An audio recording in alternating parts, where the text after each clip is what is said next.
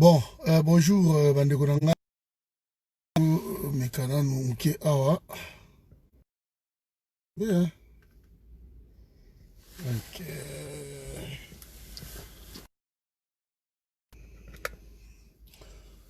Mbote, j'espère que vous allez bien. Vraiment, j'espère que vous allez voilà, donc.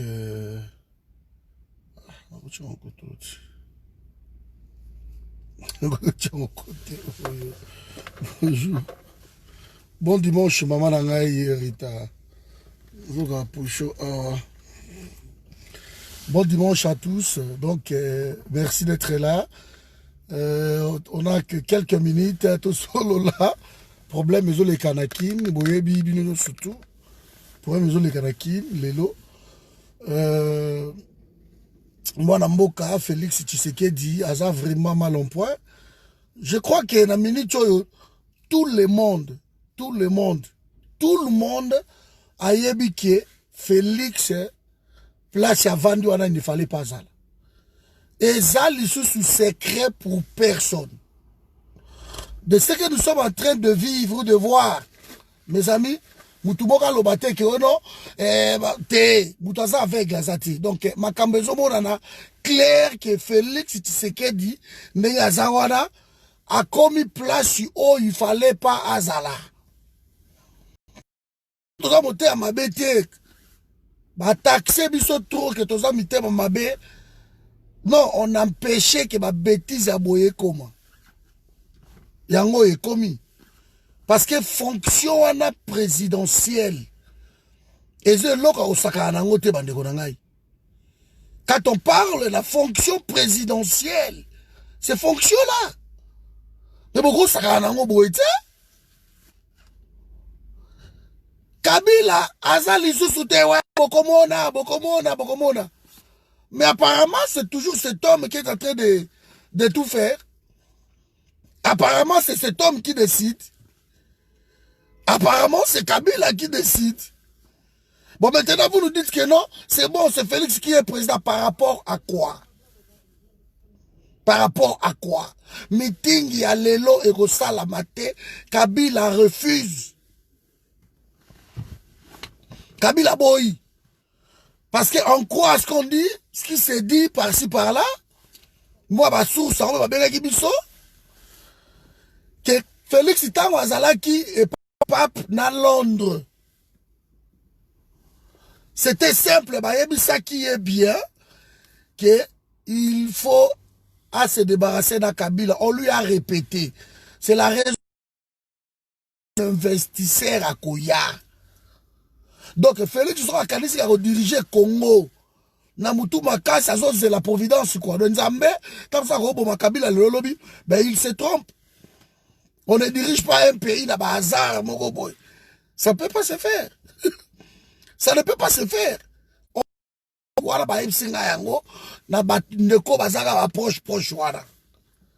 On lui a très bien dit que Tika Makambouana, qu'elle débarrasse-nous de ces groupes d'individus-là. Mais, Félix a... oui, on va le faire, il faut. Donc, même Minele, tout ce monde, c'est la discours, il y a Lelo, Félix a tenir Yango, Ndenga Lobaki dans Londres. Ils attendaient ça. Mais, curieusement, Batu Oyo Baza tout le temps à Félix. Félix attend la ti Lelo, François Beya Baza partout na Félix. Partout. Toyoki qui Kalev pas à la Kawana partout. Na voyage tout. Kalev est là. Na voyage surtout. Kikaya bin Karoubi. Baza na voyage surtout. Mais bango interdiction beaucoup de photo. Pas question, il y a qu'on s'en bat tout. Bango ça toujours dans barrière plat au moins bango. Mais ils sont là pour relayer l'information. À chaque entretien, même le président Moko Bazo, à chaque s'entretenir, na Félix, na oui clos exact. Il faut toujours qu'il y ait quelqu'un. Et Batouan Kabila. Kabila motatia bango wana pour surveiller Félix. Au moindre bruit, allez, alerter. C'est à cause de cela que Félix avait dit oui, oui, oui, oui. Na Londres, il a osé que ça va discours moro ya baogé. Alors, tant que comme inakin, ba ebise balobi okosala yango te. Siko, IDPS. Ya liboso va prolonger balobi que non. Et ça parce qu'une équipe est au sala entraînement. Deuxième, ba yokobo lelo ba boy. Ba msou balobi que non, et ça question ya sécurité. Ya mokonzi mboka. Ils ont menacé. Je vais rester un peu la sécurité à Mokonzi Mboka. Mais Mokonzi Mboka na ye na capitale na ye. A reçu la meeting parce que sécurité na ye, ils ont menacé. Est-ce qu'ils ont la sens? La sens, mon côté. Ils ont la sens. Donc nous sommes en train de voir biso tout aux hommes qui Félix Mwana Mboka a sali bêtise. Salut, il y a Félix. Salut à Félix eza la place moko kaka. Son salut eza na lamuka. Malheureusement pour Félix, malheureusement pour lui, Félix a cédé tout le temps na bandeko na ye, o baza ko entouré, oyo balingi te ke masolo o esi la po bango ba s'enrichir personnellement. Bozana boksala no nini oyo. Bandeko na nga pardon. Attendez, et bouger mouké, de déranger binôme, hein, Bolimbisa. Parce que Naza n'a coûté, Naza quelque part. Vraiment, je suis désolé, le désagrément. Oh. Voilà. Donc, bande, takobo, il y a que Félix, hein, asanganana la mouka, koanate papingi, bien balingite. Parce que ce qui Félix a kena Martin Fayulu bakutani, alors règne na bango, ya koiba bambongo, c'est terminé. Bango tourne bazara ba yebi très bien que Félix a osale le côté. Bande quoi Félix ba yebi yango. Mais baza ko peut ça nos chances que Félix a vendre encore longtemps. Bolimbisa bande pardon. Alors on va essayer comme ça. Bazo peut encore chance que Félix a vendre encore longtemps. Na place wana comme ça bango ba yiba na bango normal pas continuer ki moyibi na bango. OK, salut à Félix en ce moment, ils ont la maboko à la muka boy. Soki Félix ayoki bandeko na ye. Akutani na la muka te bisa bango vérité que tale le kaki boy bana maito tianase parce que ils vont finir par faire ça. Baro solo là, baro kutana, ils vont finir.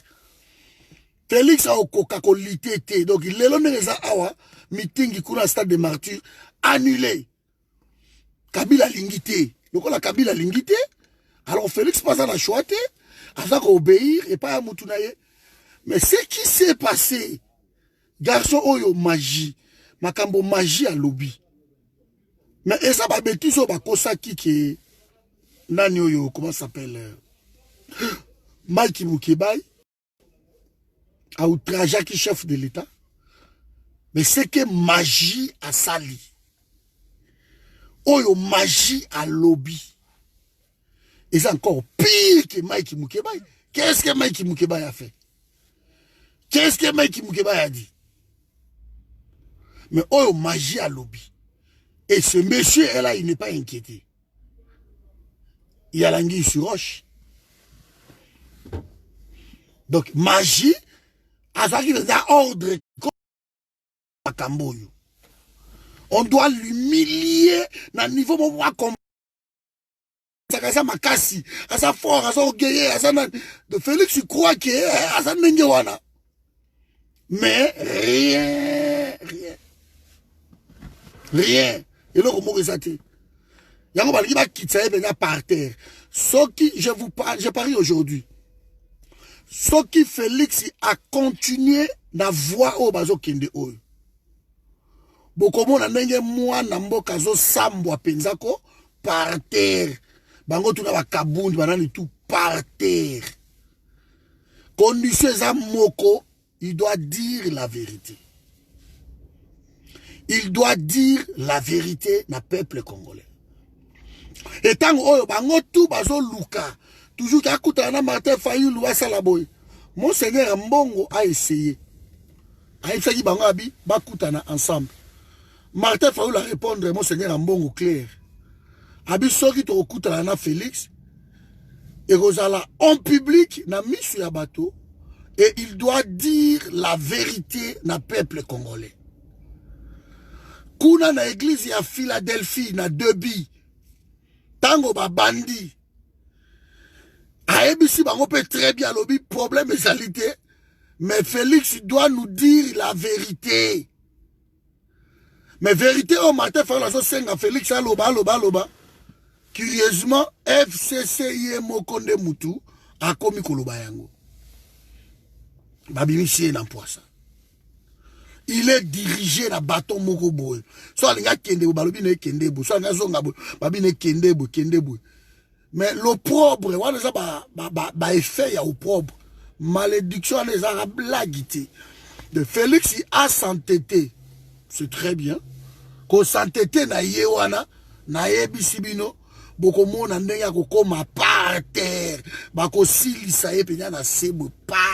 Mouta komi papa la donc a koi. Et qu'on s'attend sur que non, conseil de ministre boy, balobo royati. Boko mona ngo. Boko mona yango. Parce qu'ils ont commis une connerie, une bêtise. Yoko sangana kabila te, to ebisa bango biso toloba yango. Oko sangana kabila te. Depuis Kabila va na Congo, ba tout oh basala na Kabila, ba tikala ko exceller nulle part. Je dis bien personne. Tout le monde, les ministres, banani tout, na richesse au pays où on est allé. Mutu moko tatikala ko exceller. Parce que tango ye na mesa okuti politique ya ko panza pays ezali. De tango ye na mesa ba ebisho balobi awa okosala boete ba l'action ba limite okoyi kokende te. Ezalaki ba gouverneur nyonso tout ya Équateur lelo. So komi na Équateur ba koyebisa oke na classa province wana na code 32 donc bokoyi obongisa ngote bokosala ninzela ni quoi que ce soit ni quoi que ce soit. Si tu acceptes, tu deviens gouverneur là-bas. Et Kabila a fait comme ça na Congo partout. Au moins nous ne pas de konaye zoé. Bati moi babilo komoga mike moi visibilité moko boy. Ezo mona na pas zoé kuna. Parce que na viura kuna côté zoé azali. Na village moko bo viura. Bandeko na bango ba touti ba tonni kuna na viura. Les Rwandais sont pleins là-bas. Oya Katanga, basa kuna Tanganyika. Yango batiki zoé asalamo ba biloko moko boye, moi ba visibilité moko boye et monana. Mais personne ne fera quoi que ce soit na mboka wana. Je dis bien personne. Si Kimbuta a laissé Kinshasa na Etawana, ce n'est pas parce que Kimbuta a été incompétent. Parce que Kimbuta a trouvé, lui a dit, Okobongisa mboko yote. Sokobongisi yangote, ezo mata, c'est la politique wana. L'assujettissement d'un peuple. Peuple a assujetti.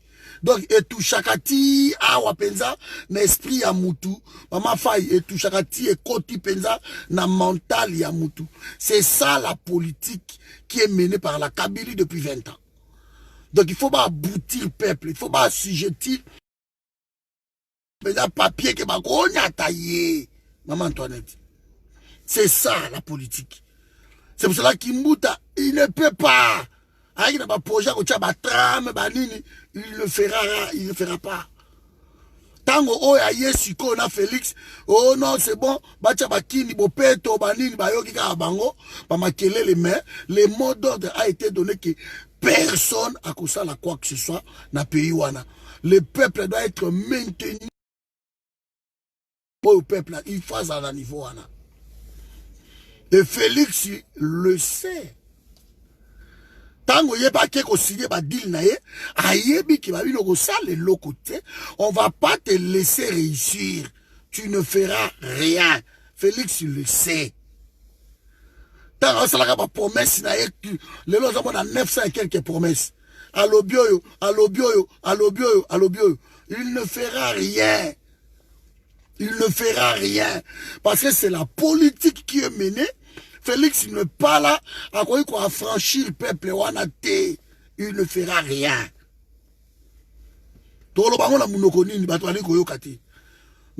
Les gens ont étudié, mais incapables de voir de réalité, incapables d'analyser Makambouya pays Nabango. Les gens sont incapables d'analyser ça. C'est une politique qui est menée. On ne peut pas parler du Congo de bien à Mondoyo. Vous ne pouvez pas. Congo bakolobelango kaka mabe. Tout bakolobelango kaka na ndenge ya mabe. Bakolobelango na ndenge ya maladie, na ndenge ya tuerie, na ndenge ya assassinat, bakolobelango na ndenge ya salité anomoni. Donc il faut pas lobela Congo biloko wana kaka na ba côté wana. Kaka na ba côté wana. Comme ça ebetaka peuple na mutu na ye na bongo na ye peuple. Donc so basi bazuyo na mental, c'est fini. Nzala ya Kinshasa eza voulu. Pour assujettir le peuple wana. Batika na ba 2000 euros, 3000 par-ci, par-là. L'Afrique, bolingi bo sepela, babi boko sepela te. Bazui coupe le ki ouan eke na mwe para ise vanda. Oh, si j'ai mon robot, ya peuple se réjouir, babi rien boko se réjouir te. Oh, fait, ya ba maman na ba annulé yango. Tout ce qui est fait, n'importe quel Kabila, il avait annulé. Mais bah plaire, oui. Kokunda Bibembe, ça c'est autorisé. Bah plaire, Bokolela, Bokosala tout au Bolingi. Mais jamais, alors je dis bien, jamais Babilo Kouan les a autorisés. Félix, il le sait. Laissez. Tant qu'on a signé Babilo Kouana, il le sait. La solution est simple. Que les Congolais ne se trahissent pas entre eux. Les Congolais doivent reprendre leur pays. Mais comment travailler avec des traîtres? Il y a Martin Sali.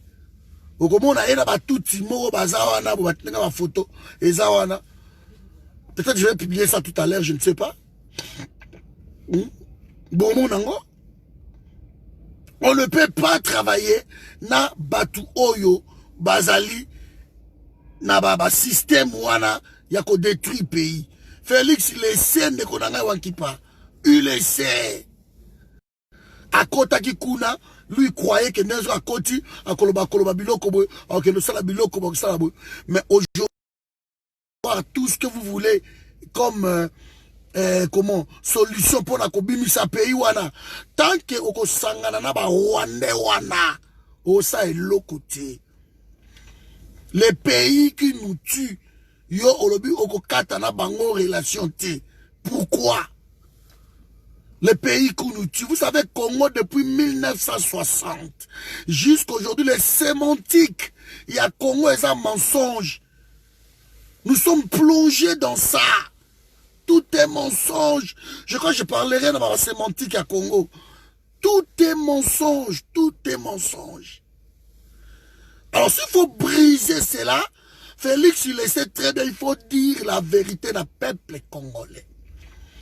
Meeting, il fallait pas maintenir Yango, il fallait qu'indépendant devant peuple a signé. Parce que Félix il est condamné à dans des places à d'autres. Parce que côté peuple, côté Kabila,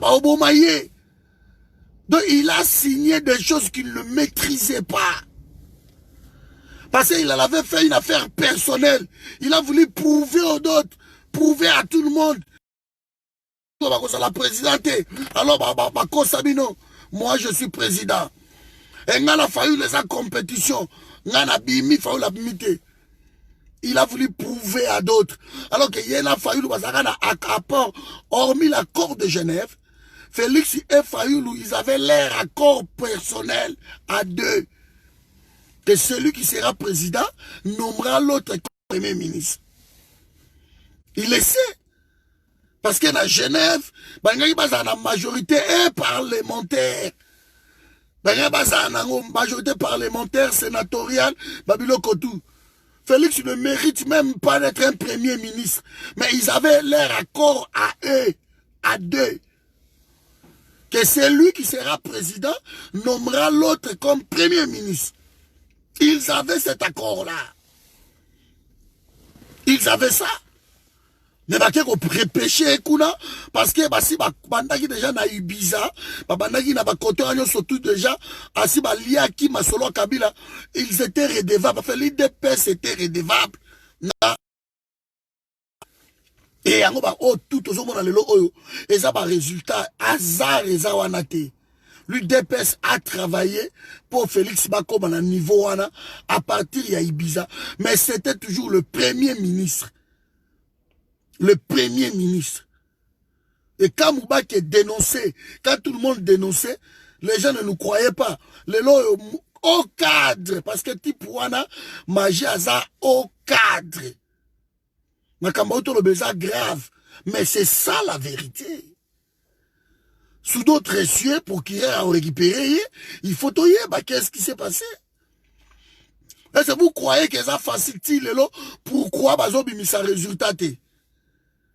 Pourquoi les lois militaires, résultat, bureau par bureau, selon la loi. Et puis, marate pour l'année. Et vanda la seni.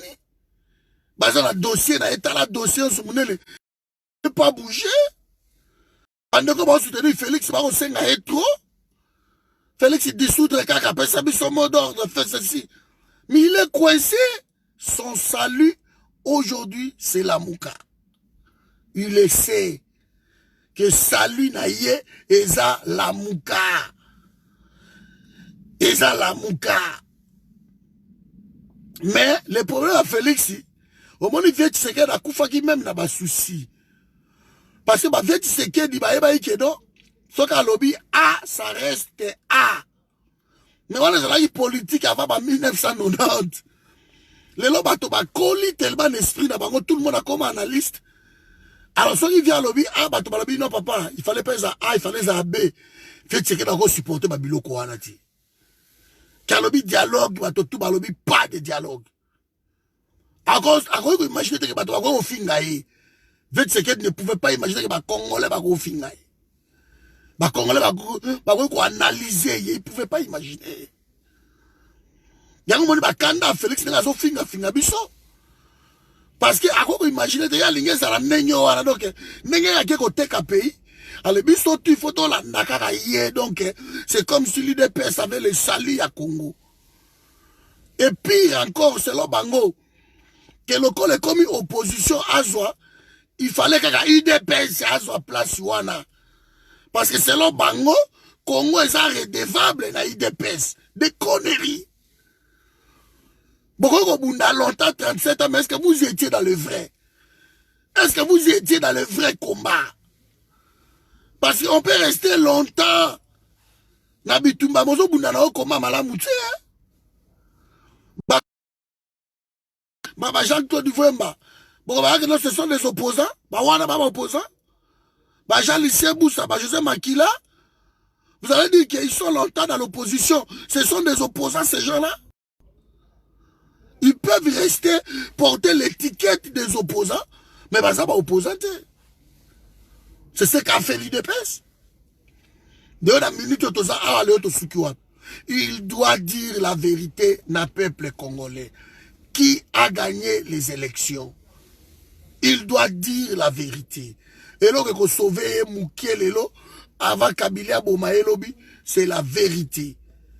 Il faut dire la vérité à peuple congolais. Le peuple n'attend pas autre chose. Parce qu'un soldat fidèle est celui qui mange. Ou celui qui mange. De ça à continuer, to comme en février, to comme en mars, to comme en avril, beaucoup monde le peuple congolais, baroubaloukilaye.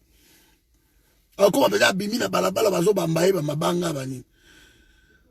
Basala qui est à casting. Vous croyez que na Kisasa n'engeza na lelo na Kisasa bato baké na stade pour que ne fêter alternance ya Félix na Kabila. Kinshasa ça bané Congo. Qu'on se le dise, Kisasa mbujima ita. Et puis, le lopé d'Amboujimaï, on va l'engela. Ce qui est l'Amboujimaï. En tout cas, la habitation que les gars, ça la plaint aussi. Hein. Je ne pense pas. France, c'est ça, Léon Amboujimaï. Souffrance, c'est ça, Léon Bakanangawana. Je ne pense pas que les gars, ça la plaint. Et ça, c'est le fruit. Et ça, c'est le fruit de la trahison. Yangonde bozomo na makambouana. Trahison et l'équi tellement. Et même si koyo babouzo bawana nyon sotou. Koyo ba soutenir Félix. Ce bolingi boko tabino. Na bouzo bawana na bêtise wana. C'est vous qui voyez. Ce bolingi boko ta bêtise wana qui bozo soutenir Félix. C'est vous qui voyez. Na humiliation ya ndenge wana. C'est vous qui voyez. Avoir un président de la République où ses ministres à lui ne lui obéissent pas. Où le président décide que Bobi Sambongo bossa le lokoboé. Bobi budgétiser les ministres balobi nombo ebimate. Si vous voulez avoir de tels tout à l'État, c'est vous qui voyez. Mais n'entraînez pas tout le monde na folie na bino. La pouvoir, n'entraînez pas tout le monde na bouzoba na bino. Oh, bo komi ko yati ko yiba. Na kula. Bo yibi, bo futite. Bo lié, bo salani, bo bimi, bo kei. Bo désacraliser poste wana. Et là, le coup, mon à la présidence de la République. Et aujourd'hui, tous autres temps, on a humiliation. Mais c'est Kabila, c'est les Rwandais, les Kagame qui gagnent dans cette histoire. C'est eux qui sont qui vont humilier les premiers parmi vous. Ou les premiers d'entre vous. Il est humilié à ce point-là. Mais c'est tout le peuple qui est humilié. Heureusement, humiliation à Félix, ils ont touché, parce que Bissoto est comme président. Nous, on ne les connaît pas comme président. On sait que c'est un traître qui a fait que la Kabila est encore plus renforcée. On sait. Kabila lui a promis que son mec qui va bêtise à Obomae. Il le sait que Kabila a Obomae au Bétémassas. C'est ce qu'on nous a rapporté, Kabila a Obomae. À Sakana. Donc, niveau ya ko sambwisa peuple wana, bandeko na ngai, ezala ngai, ezala yo, biso tokokota na biloko wana te. Tokokota na biloko wana te. Ça ne nous regarde pas. Ce n'est pas notre problème. Nous, on ne les soutient pas. Le pays est humilié à ce point-là à cause de cet homme-là, Félix. À cause de cet homme-là. Quand le président de la République décide, et Kabila lobby, je te donne seulement 30% des mandataires publics.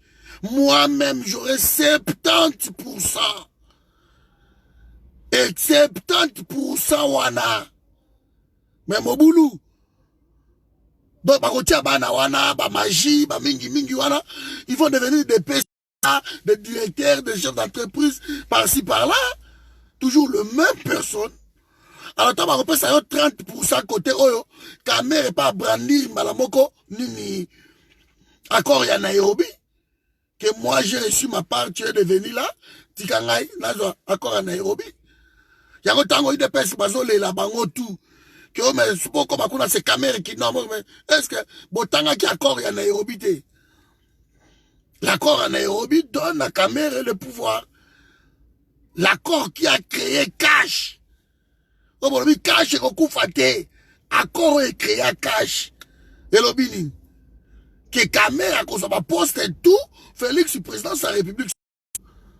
Et votre champion a signé cet accord-là. Il a signé. De Félix, il a signé des choses qu'il ne maîtrisait pas. Il a signé cet accord de Nairobi. Aujourd'hui, Kamere ne fait que relire, ne fait qu'exécuter l'accord de Nairobi. Dans moi, 30%. Kamere relève en gros tout en disant, bon, écoutez, moi je prends 25, je te donne 5%. Et la 5% là, on choisit quelques bateaux là-bas, Matinde, qui est PDG dans Renapi, qui est PDG dans l'agronomie, qui est PDG dans la recherche scientifique, c'est tout. Mais ma société, on a ma régie des eaux, ma MIBA, ma fils de route, ma DGDA, ma tout, na 70, na Kabylie. Ça reste la Kabylie. Ça, c'est la réalité. Voilà place Oyo, Ndekonabino, Amemi Batou. Place Oyo, Félix Amemi Batou, nyo surtout. Naba Jewana. Et vous voulez que tout le monde à côté, Tabouzo Bawana, toi applaudir, toi se pélissaye. Et aussi Mbate. Batou, le gars, Abisso Oyo, et qu'on marche. Félix doit dire la vérité. Dans mon information, je vais mettre Jackson à lobby, que les infos sur que maman Marthe a Bexaki Fayoulou, na Boutoua Lelo, alingaka mona Fayoulou. Et Basolo là qui na Fayoulou, c'est l'on na yo qui dit 4 h du matin. Apparemment, que non, à ce pays, moi, Sunga Ndekona ye, tout Fayoulou a boy. Fayoulou a lobby, Ndekona ngai, a Salimabe, il doit dire la vérité na peuple congolais. Et là, il vandi yangoana. Donc, maman Marthe a au côté qui va Sunga Ndekona ye. C'est aussi s'avérer vrai. De toute façon, le a Congo toko bomba lisusu. Bakor secret na bango biso toko bomba ekwe pa nangati. Ce ekwe na forum na publier yango. Je vous dis clairement, je ne cache plus rien. Parce que depuis 1960 jusqu'à aujourd'hui, Congo zotambola na ba commérage, na ba kor ba buzoba, na ba bêtise wana bo. Yango ne zo mabiso na buzobo nyoso tout. Moi, je ne cache plus rien. Que personne me dise, oh le cordon, il fallait qu'on bombe l'autre côté. Nous devons savoir qui est qui. Nano azobo makongo, nano azo salabo, malo blague zate, tokoye bango. Quand Fayoulou a proposé, ni na ye wanabo, na loba ki yango awa. On ne va plus cacher qui que ce soit. Parce que biso to lembi na biso comment il fait si là. Bato bazo koufa tellement. Bato bazo koufa tellement. Nous n'allons pas continuer toujours na ba gérer ba politicien. Ba blague na bango tout le temps ba commérage na bango, nous n'allons pas continuer à ça. Donc mes amis, je vous dis clairement ce qui se passe, ce qui se trame, c'est ça. Mais voyons voir vérité comme malango ka tokoyeba. Mais Félix Azako Kokalisusu et loko mon côté, place Azali, il faut aïe sa peuple congolais vérité. La vérité va le sauver. Et il n'a pas le droit, il y a erreur, rapprochement, davantage, il y a na FCC, ils ont condamné encore dans l'IWA, parce que le peuple a détesté Nangoye. Il doit tourner les dos. Na ba conseiller na ye ya Bouzo Bawana akutanana Martin Fayoulou. C'est Fayoulou le problème. Premier littéraire époque ya Fayoulou. Azoka exemple papa na ye. Mobutu na ba fin na ye wana encore kutana mutu nyoso tout. Encore kende alo babo asala bo kende boy. Mobutu encore kutana ba tout mais toka kutani na Tshisekedi te. Et là comment va au marché te? Et là, on va marcher, mais le nouveau Tshisekedi à Congo Yewana. Donc, on coûte à nani, benga katuni, bokutani bo, benga bemba, bokutani bo sololi, benga olingi, bokuta la bo solola. On va changer le Komogoti. Il faut coûter à nana Martin Fayoulou. Oye, bisaye vérité que grand frère, Tala, en tout cas, la sala kéré, toi, il s'agit peuple vérité, toi, chambouler tout. C'est ce que les gens attendent. On attend que ça. Mais bon, la raconte traité que c'est un autre problème. Raconte faisant la sans-souana. Beaucoup de grand frère Tala, en tout cas, Bolimbisi, et les kakibo, c'est bon. C'est bon. Voilà. Donc, ceux qui battent comprendre en côté, mes amis, na minute, tozo kende oyo, tozo kende vers le chaos. Et les chaos. Donc, le meeting est au salamate. Parce que selon communiqué Moussou Saouti Kobima Awa, balobi que meeting et ça la maté, parce que le président ou la présidence de la République n'était pas au courant. Ngala, c'est qui? Comment ça la présidente n'était pas au courant? La présidence n'était pas au courant. Na makambo ezole ka o ba préparation o ba tondi la télé nyo surtout. O ba feli kabala baleka balobi. Ba shulungu baleki balobi. Ba tutu baleki bazolo bango. Ba Peter Kaza di boko yoka quinoa parce que fatia quinoa bon mon ane ngoloba. Et bon loba que non si jamais et là ça la misati. Ba ke ba meeting na bango. Mais ce qu'a télémi kuna, il faut ebisa batu vérité. Il n'y a pas à passer encore, nous donner des, comment ça s'appelle? Pardon, des promesses inutiles. Que on a eu peuple congolais, bon, ça la calme, on a dissoudre, dans sa banini, peuple a zaï sou, na ta wana teo, ta bako dissoudre wana, bato bako monate, vente en famille, na point d'oreille, donc, y'a na ba bouso banayo, ba conseil, ba betis to ngolo ba, mais peuple a zoyo, kayo, lissou, souteo, peuple na une année, ba moni changement te, na une année, nzalezo continuer, na une année, ba salité, o boya ki ba kini bo peto, ça continue na capitale, na une année, tout est abandonné, na une année, même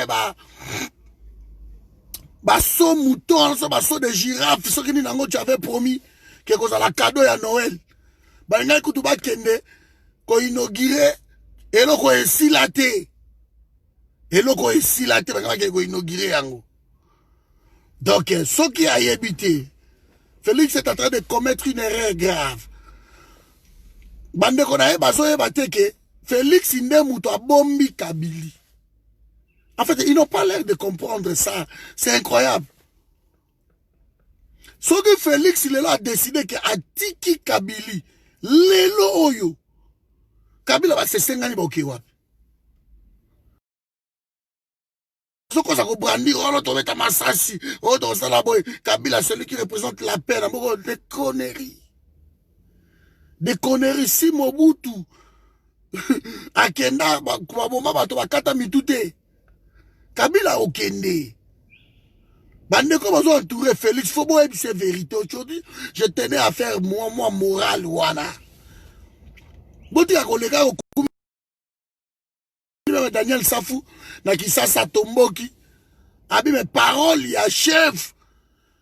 Et ça la rare mais ce que bimi et ça une efficacité incroyable. C'est la parole du chef. Mais oh baso mona wana lelo c'est sous parole la chef te. Azoloba mingi Félix il parle trop. Polo. Félix Azoloba polo alekalobi polo aloba. Mais il ne fait rien. Les effets ne suivent pas. Parole du chef. Quelle parole du chef? Oh béton. Ça faut le béton là toko buka yango. Autolobango béton zo bukana. Et ceux qui pensent au tali yango bien. Bon comprendre que béton wana ezako bukana. Ezo bukana. Donc mutu mon côté akoyi ko to sali susu batu wana. Bila to bo soutenir Félix. Boye bisaye ke atkali na salut moko a rejoindre la muka ebisa bango vérité. Que Fayulu ozwaki masolo na yo. Récupérer le konao yango wana. Mais ceux qui parlent sur la vérité, il faut pas kangaye. Parce que pas de pitié. Il faut exemple, ça va pendre. Allez, sur la vérité, mais pas kangaye pour la haute trahison. Na Congo, tout ça, na peine capitale. Il faut appeler ces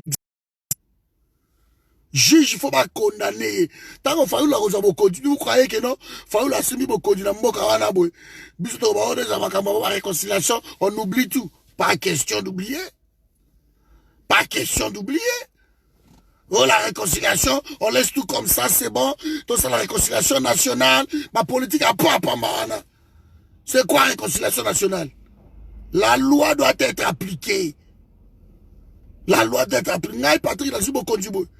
Boko kama ne bako kata bako ba kingo deva ponga biso yini yango hein bako kata bako ba kingo na ponga bi parce que na Congo ti le to ça na peine capitale et ça loi na Congo peine de mort ça existe na Congo na constitution peine de mort ezali balongo la ngote. La loi doit être appliquée. Bah, Félix, ça, ce n'est pas qu'à l'objet vérité et vous le laissez que non, ancien président comme sénateur à vie. Non. Qu'on déchoit rien à titre, il y a sénateur à vie, il ne gagnera rien. Parce que ce n'est pas ex-président. Na yena bakabila tout qu'on déchoit bango biloko wana. Ce ne sont pas des ex-présidents, ce sont des imposteurs. Et celui qui est imposteur, on ne le considère pas. Il n'a pas gagné les élections. Bon, tiens, non, sénateur à vie. Non, non, c'est un imposteur. Et Moutou a un imposteur, ou a un traître, Kabila a un occupant. Bon, tu occupant sénateur à vie, n'a pays à Batou. Et c'est Moutou à Batou, c'est sale.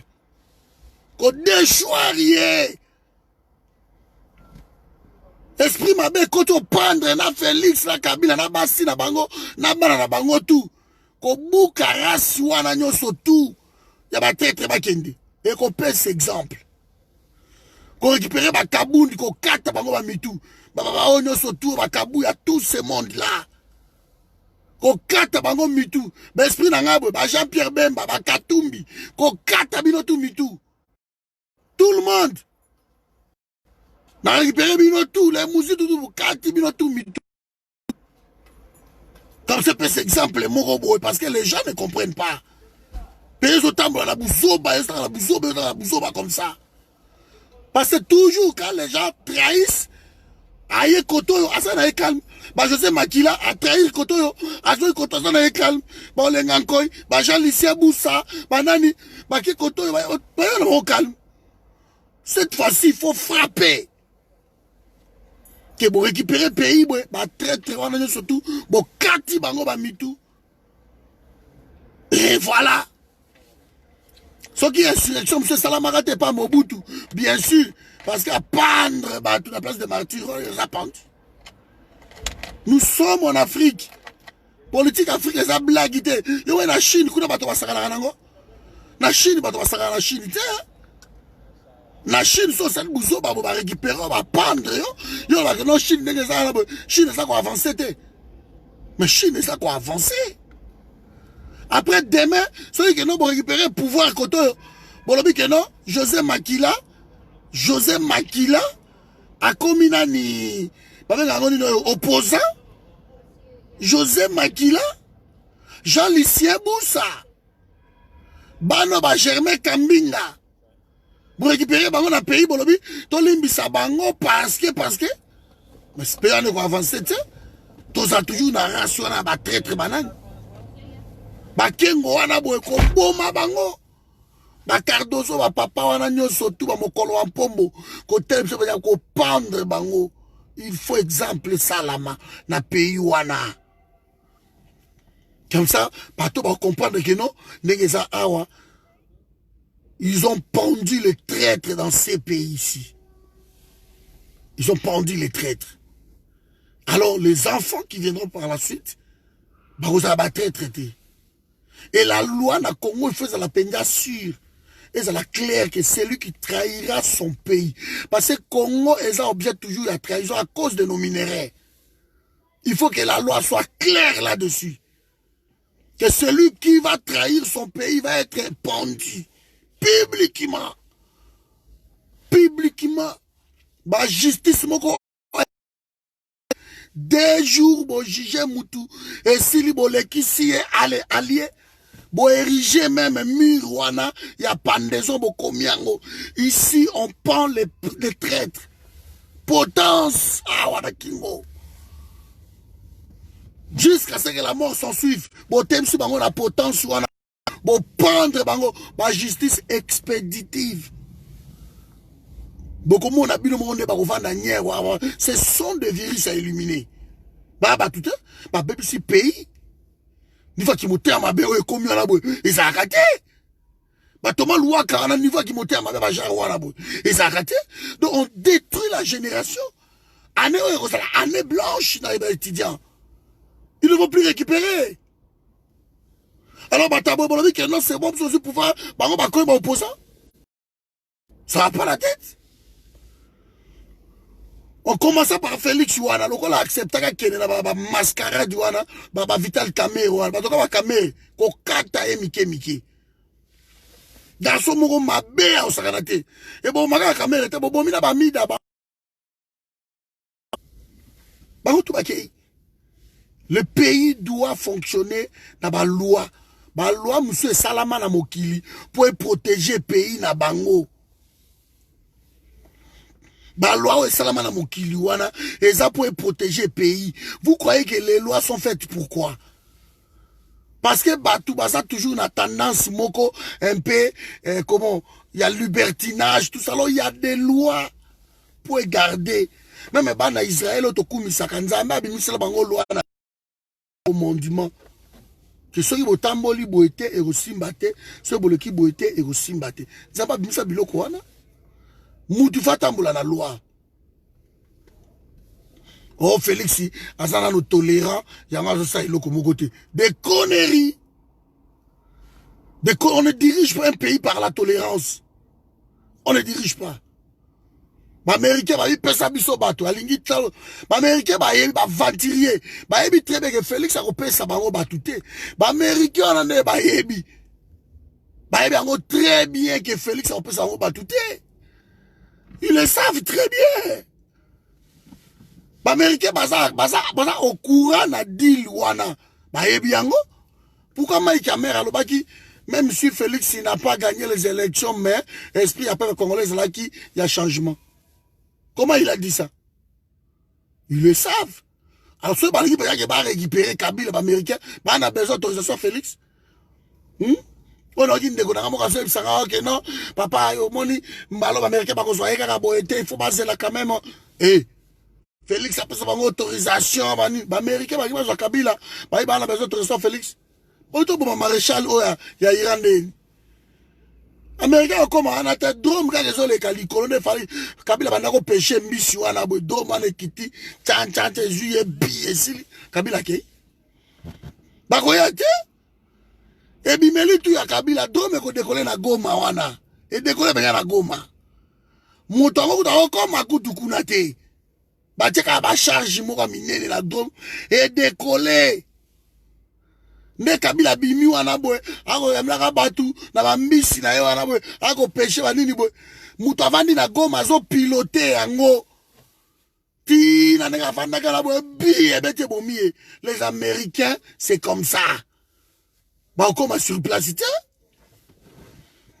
non livrer biso Kabila c'est des conneries ba zo protéger Kabila ba osala ka ba jewana to yebi yango. Quand ils voulaient débarrasser de ce général là Batouna qui accord Israël, Batouna accord Ayatollah, Malamoko, Bakiti, Babeti. Ils sont comme ça. Alors Félix Nabino, Aïbi Bajewana, Bazobini Sandebino, Bandegoma Bisoti. Lelo meeting, annulé, Kabila ne veut pas. Kabila Lobisoko Meki na Obomayo na Maboko. Obomayo. Sakalangati. Na Sakalangai. Alors, bêtise qu'on a à Londres, qu'on a bla bla bla bla bla bla. Y'a ça à l'angai. Magie, allez. Qu'est-ce que ça dans le peuple, on va comprendre le mouton la commune. Parce qu'on va quiser petit à petit. Et, dans cette vidéo, Félix, ça va continuer la bêtise, ouana. Bozo mon na moi na mai, humiliation, qui t'a par terre. Yo, le bilan qui non, Félix, ça va tolérant. Même, bateau, yo, tambola na bango. Bato yozo ki na bango gauche droite wana bande ko na ngai. Mais yo go bango te. O go longo la même bango te. Mais bato ba ki si o so ni ko yiba na ba hotel. Ese